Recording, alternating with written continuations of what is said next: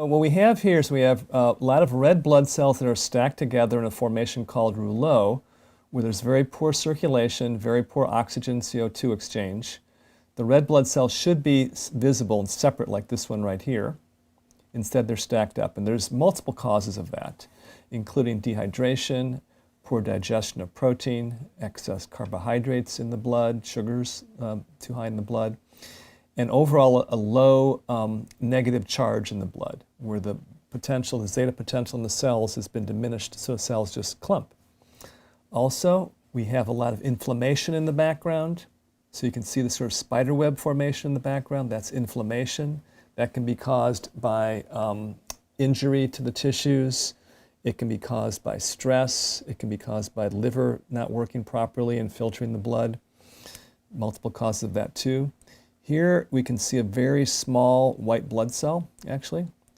In the case of this blood sample, the person's white blood cells were too small. You can see this one here too. They should be 2 or 3 times the size of the red cells, and they're about maybe 1.5 times the size of a red cell. So they're not in ideal shape. So this is the picture of a sample of blood I looked at within the last week.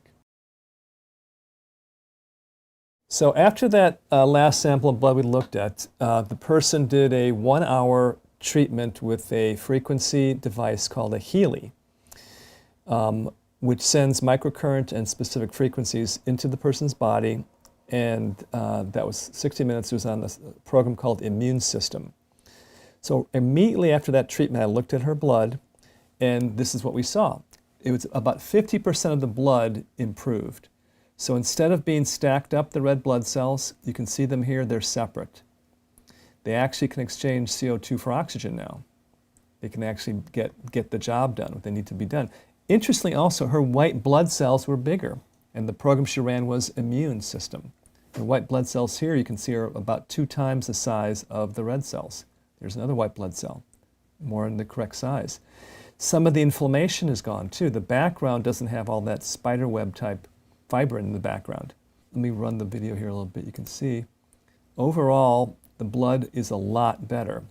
I would say it's a good 50% better in terms of the viscosity of the blood. The blood cells are actually moving. They're not all clumped. So essentially what happened is that we increased a lot of negative charge into the blood.